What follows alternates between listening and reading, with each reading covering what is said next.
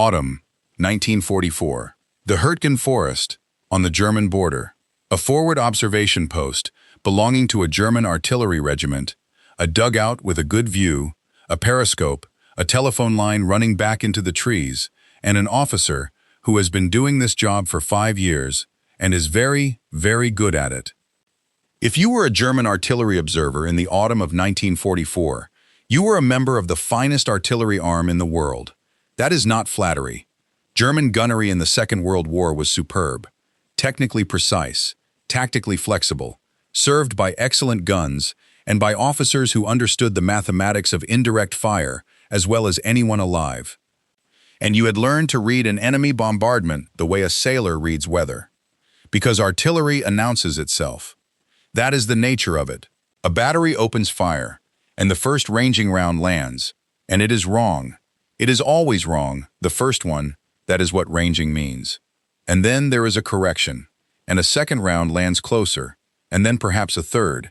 And then, once the observer on the other side is satisfied, the battery fires for effect, and the ground where the rounds are falling becomes a place you do not want to be. That is the rhythm. Ranging, correction. Ranging, correction. Fire for effect. Every artillery officer in every army on earth knew that rhythm. It was the metronome of the entire war. And that rhythm was mercy, because the rhythm gave you time. The first ranging round was a warning. It said, "They are looking at this area. Move." And a good soldier, hearing that first round, had a few seconds, sometimes more, to get off the road, get into a hole, get behind something, before the storm arrived. Now, here is what happened to that German observer in the Hurtgen, and it happened to German soldiers over and over across the entire Western Front, and it never stopped being terrifying no matter how many times they survived it. There was no first round. There was no ranging.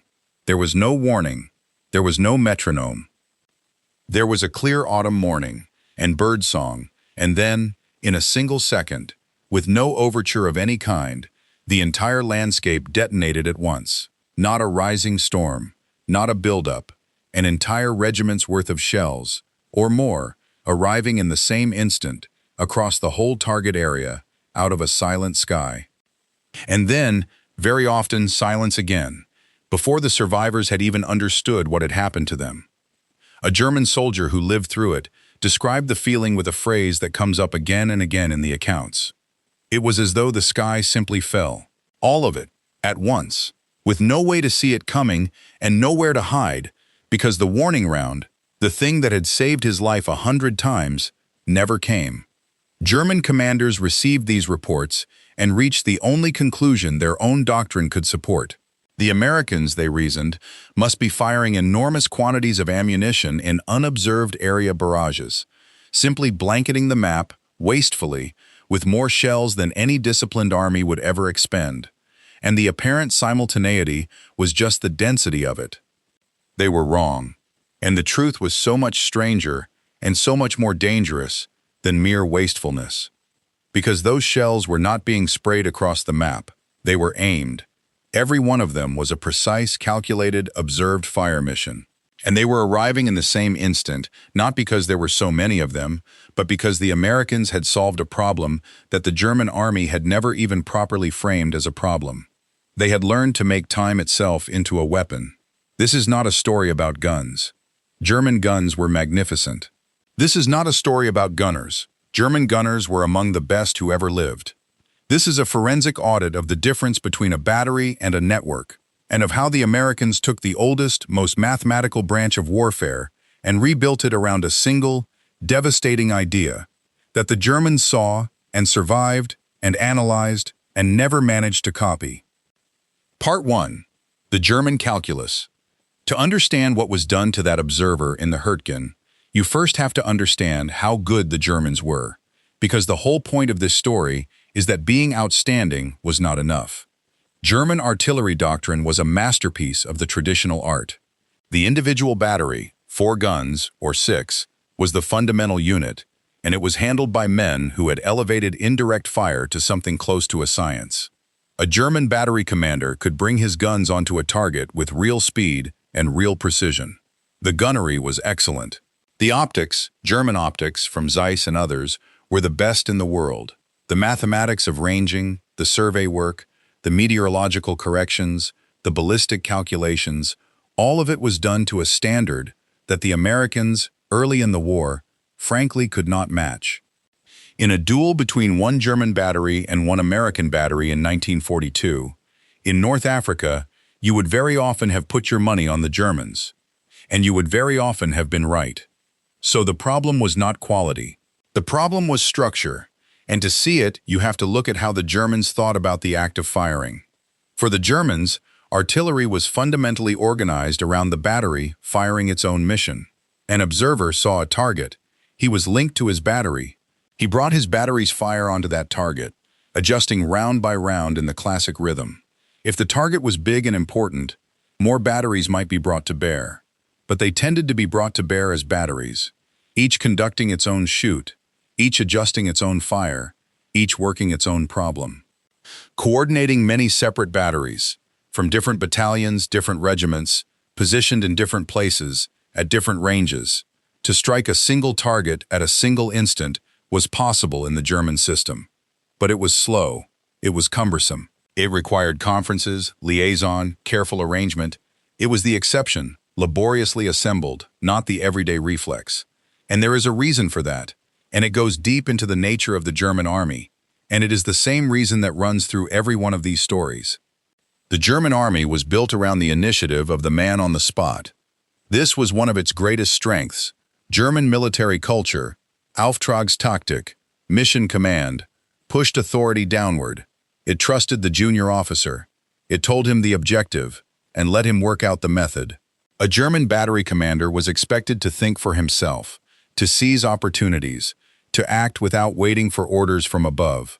And for maneuver warfare, for the lightning tactical decisions of 1940 and 1941, this was a war-winning philosophy. But artillery, at the scale we are talking about, does not want initiative distributed downward. It wants control centralized upward. Massing the fire of 100 guns on a single point at a single second is not a problem you solve by trusting the man on the spot. It is a problem you solve by taking the fire control decision away from the individual battery and lifting it up to a single brain that can see all the guns at once.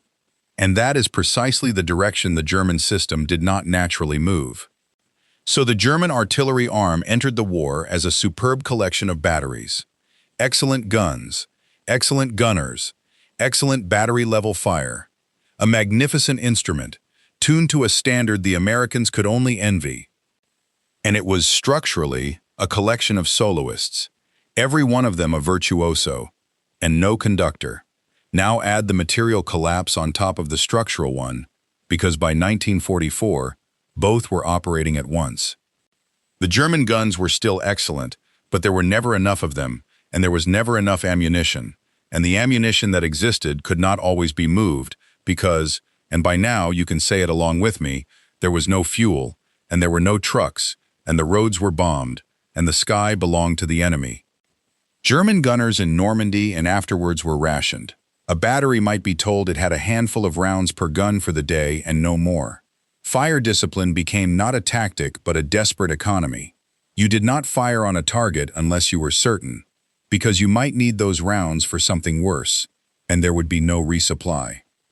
An army firing its guns, one careful battery at a time, rationing every shell, unable to mass, unable to concentrate, against an enemy who was about to make the entire sky fall in a single second, on a whim, on a target of opportunity, and then do it again an hour later somewhere else.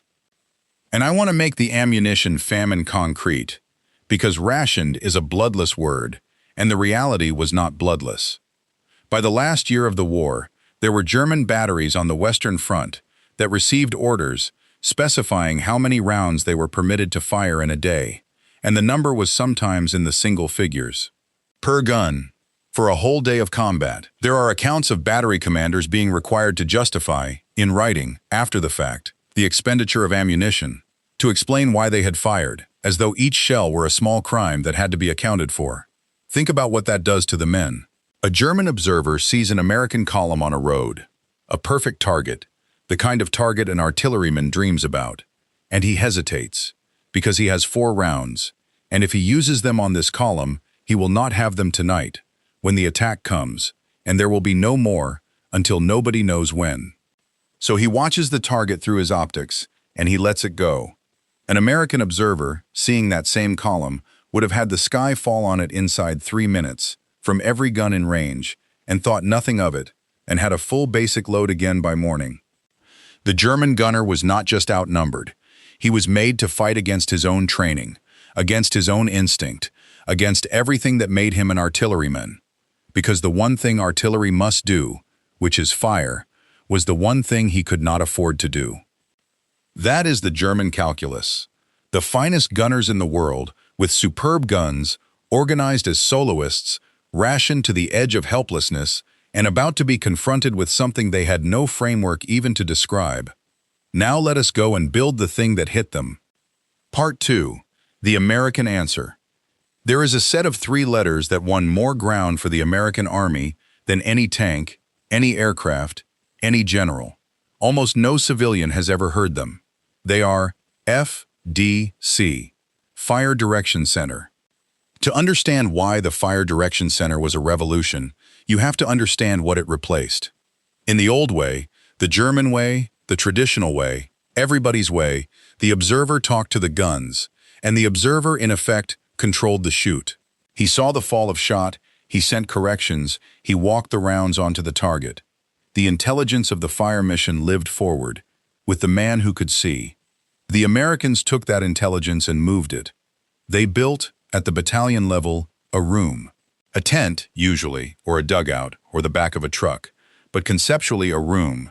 And in that room were men with firing charts, and range tables, and slide rules, and telephones, and a plotting board.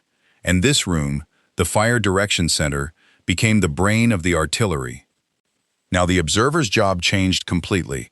The observer no longer controlled the guns. The observer simply looked at a target and reported it, where it was, what it was, and sent that information back to the Fire Direction Center. And the Fire Direction Center did the thinking. This sounds like a small administrative change. It is one of the most important tactical innovations of the entire war, and here is why. Because once the brain is in one central place, that brain can control not just one battery, but all of them. The observer reports a target. The Fire Direction Center takes that single report and, in a matter of a very few minutes, computes a firing solution. Not for one battery, but for every gun within range. And it can do something that the old system could not do at all, cleanly, as a matter of routine. It can calculate time. Because the Fire Direction Center knows where every gun is. It knows the range from each gun to the target. It knows, from the range tables, exactly how many seconds a shell from each gun will spend in flight. A gun that is close to the target has a short time of flight. A gun that is far away has a long one. So the Fire Direction Center does the arithmetic in reverse. It works out the moment it wants every shell to land, and then it tells each battery when to fire, the far guns first, the near guns last, so that all the shells, fired at different times, from different distances, arrive at the target in the same instant. That is time on target, TOT. And now you understand what happened to the observer in the Hürtgen Forest. There was no ranging round, because the target was located by observation and computed at the Fire Direction Center, and the entire mission was fired for effect on the first volley. There was no build-up, because every gun's time of flight had been calculated so that the first round from the nearest gun and the first round from the farthest gun touched the earth in the same second.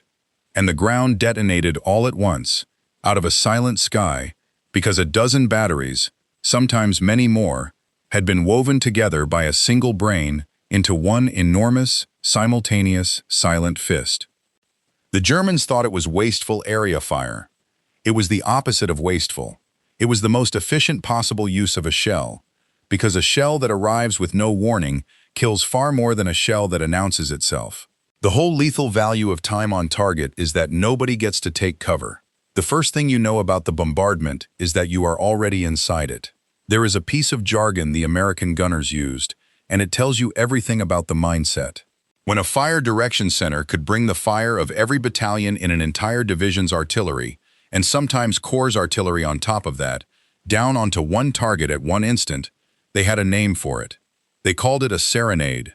A single observer, seeing a worthwhile target, could call down the massed fire of scores of guns, arriving together, in absolute silence, with no warning at all. One man, one radio, one report, and the sky fell on whatever he was looking at. That capability did not exist in any other army on Earth. Not the German, not the British, quite, though the British were close and had developed their own superb massed fire techniques. Nobody could do it as fast, as flexibly, as routinely, and at as low a level as the Americans. And the reason they could is not that they had better guns. They did not. It is not that they had better gunners. Arguably, they did not. It is that they had asked a different question. The Germans asked, "How do I make this battery hit that target?" The Americans asked, "How do I make every gun I own hit any target, together, right now, on the word of one man?" And having asked the question, they built the room that answered it. And I want to add one more thing about the Fire Direction Center, because it is the detail that turns a good idea into a war-winning one. It was fast, almost impossibly fast. A trained American field artillery battalion, by 1944, could take a call for fire from an observer and put steel on the target in a matter of 2 or 3 minutes. Massed fire from the whole battalion. From the moment the observer keyed his radio to the moment the ground erupted, 3 minutes, sometimes less. That speed is itself a weapon, and here is why. Artillery is only useful against a target that is still there when the shells arrive. A tank column, an infantry assembly, a group of men crossing open ground. These are fleeting. They are somewhere for a few minutes, and then they are gone. An artillery system that takes 20 minutes to respond will hit the place where the enemy used to be. The American system was fast enough to hit the enemy where he still was. And it was fast because the observer did not have to do the mathematics. The observer just had to see. He said, in effect, enemy infantry, in the open, at this map reference, fire for effect. And the Fire Direction Center, the brain, the room full of men with charts and slide rules, did everything else, for every gun, in the time it took the observer to catch his breath. The Germans had made the observer a mathematician. The Americans had made the observer a pair of eyes and put the mathematics in a room where it could be done once, for 100 guns, at once. And that division of labor, see forward, calculate centrally, is the whole thing. It is the Fire Direction Center, in a sentence. And it is why a 19-year-old lieutenant, forward, frightened, under fire, with no gift for ballistics at all, could nonetheless reach back and bring down the massed fire of an entire division on whatever was about to kill him. Part 3. The River of Steel. The Fire Direction Center is the idea, but an idea needs fuel, and in artillery the fuel is shells, and here the story stops being about cleverness and becomes about a river of steel that the German mind genuinely could not accommodate. Let us go back to the number that opened this whole series, because it belongs here too. At one point in the fighting in Normandy, an American division fired, onto a single German-held hill, up to 20 time-on-target missions in a single night. Something on the order of 13,000 shells onto one hill in 24 hours. Not sprayed across the map, aimed. 20 separate massed serenades, each one a coordinated simultaneous strike onto one piece of high ground, in one night. To a German gunner, rationed to a handful of rounds per gun per day, this figure is not a tactic. It is from another planet. It describes a way of making war that his entire experience gives him no way to comprehend. He is counting individual shells. The enemy is measuring ammunition by the trainload. Where did it come from? The American artillery shell began its life in a factory, dozens of factories, in an American economy that was, by 1943, producing munitions on a scale that dwarfed the rest of the world combined. It was loaded onto a train. It was taken to a port. It was loaded onto a ship. It crossed the ocean. It came ashore. It went onto a truck, very possibly a truck of the Red Ball Express, and it was hauled forward to an ammunition supply point, and from there to the battery, and from there into the breach. And there was always more. That is the thing the German gunner could not get his mind around. It was not that the Americans had a lot of shells, it was that the flow never stopped.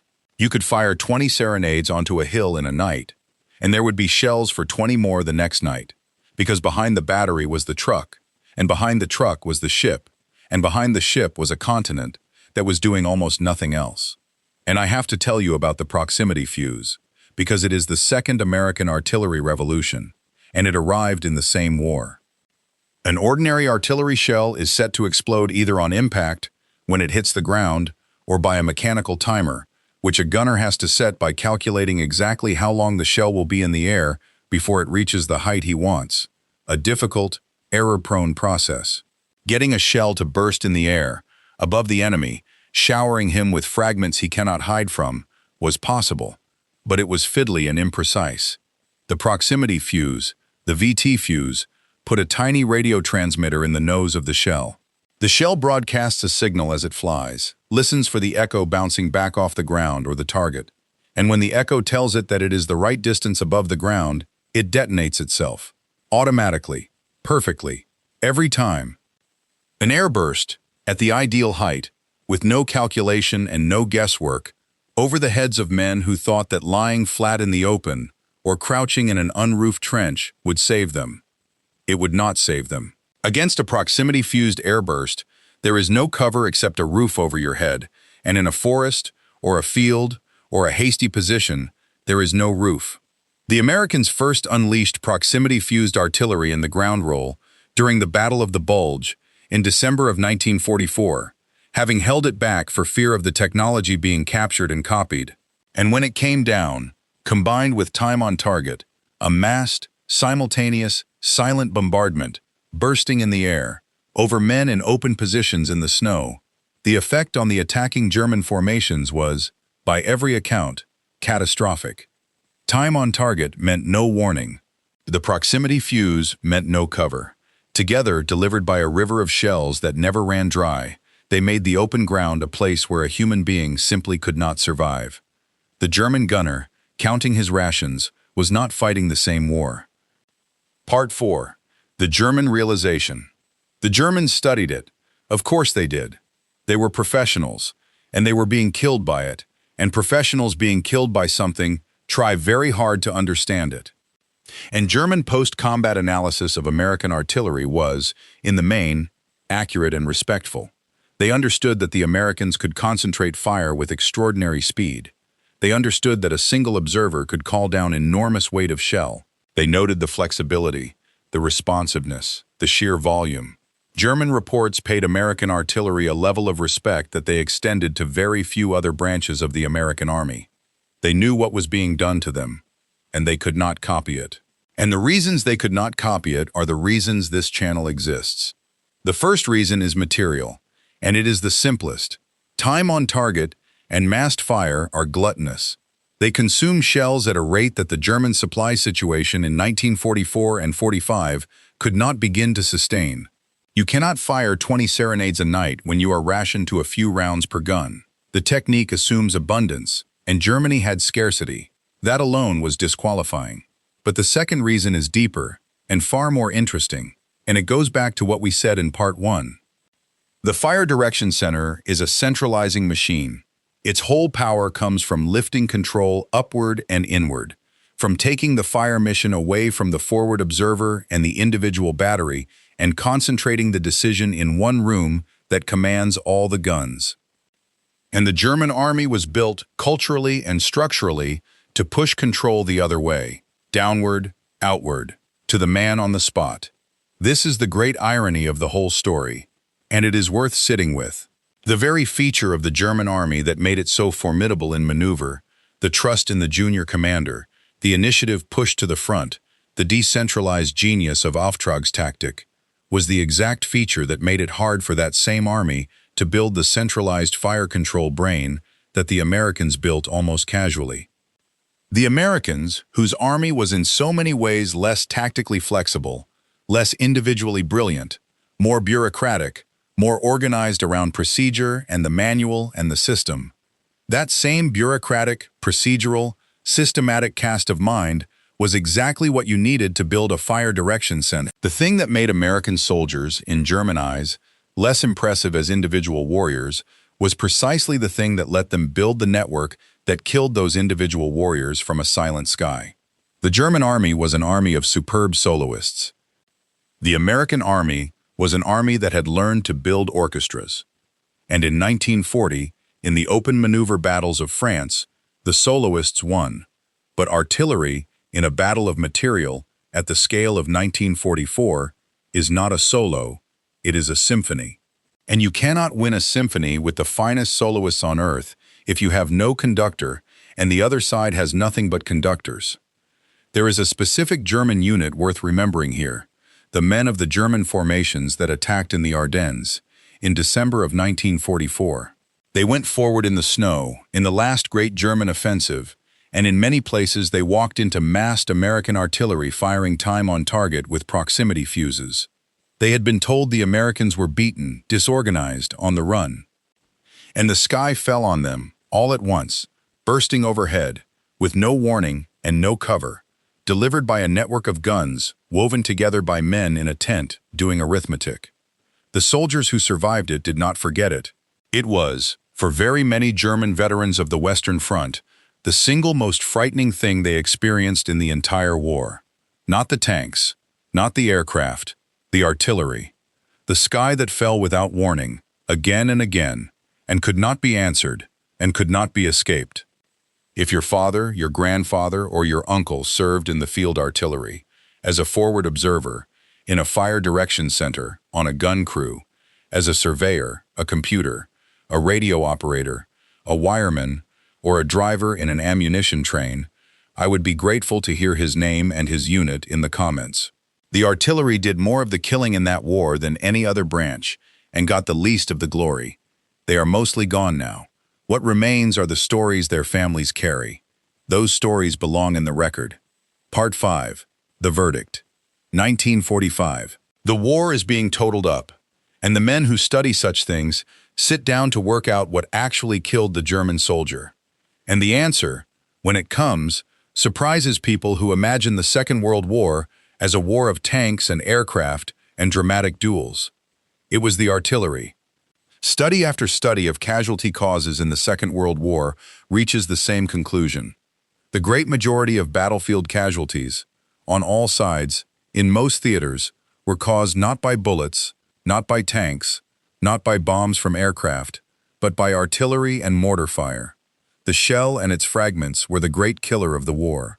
And in the West, in the last year, the artillery that did the most killing, by a wide margin, was American. So here is the verdict. German artillery was, gun for gun, gunner for gunner, at least the equal of American artillery, and in many technical respects its superior. The guns were superb. The men were superb. The gunnery, the optics, the mathematics, all superb. And it did not matter. It did not matter because the German army had built the finest collection of individual batteries in the world, and the American army had built something that was not a collection at all. It had built a system, a network, in which one man with a radio could reach out and pull the trigger on every gun for miles around, and have them all fire together, so that the steel arrived in a single silent instant with no warning and later no cover. Germany built better guns. America built a better nervous system. And a nervous system beats a gun, because a gun can only ever be one gun, and a nervous system can be all of them at once. The German observer in the Hürtgen Forest in the autumn of 1944 heard birdsong and then heard nothing at all, because the entire sky arrived in the same second that the sound did. He had spent his whole professional life listening for the first ranging round, the warning, the metronome, the mercy. It never came again. Because the Americans had done to artillery what they did to everything else in this war. They had stopped asking how to make one thing excellent and started asking how to make everything act as one. The Germans could afford genius. The Americans could afford a system that did not need it. And there is a coda to this, and it is the proof that the idea was real and not just an accident of abundance. After the war, the armies of the world studied what the Americans had done with artillery, and they did not copy the guns. The guns were nothing special. They copied the method, the fire direction center, the massed responsive fire, the single observer able to call down the weight of many battalions.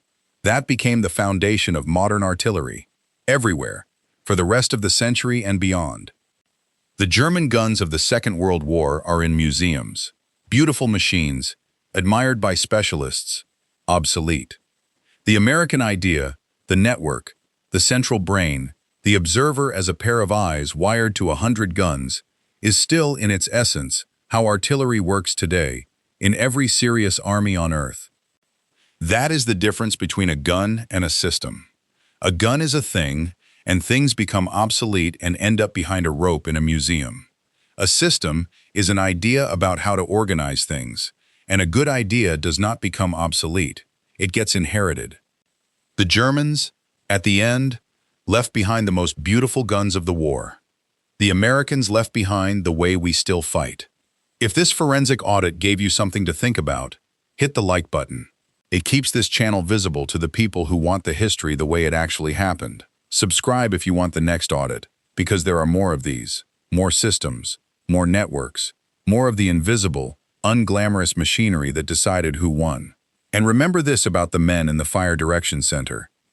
Nobody made a film about a man doing arithmetic in a tent. There is no monument to the computers and the wiremen and the radio operators who took a single voice on a radio and turned it into the massed fire of 100 guns, arriving together, on time, in the dark. They were not trying to be brave. They were trying to make sure that when a frightened man forward on the line called for fire, the fire came, all of it, at once, exactly where he needed it, exactly when he needed it. Mostly, it did. They deserve to be remembered by name, by unit, and by the work they did with a slide rule and a telephone and a plotting board. The quiet, mathematical work that turned 100 separate guns into a single falling sky.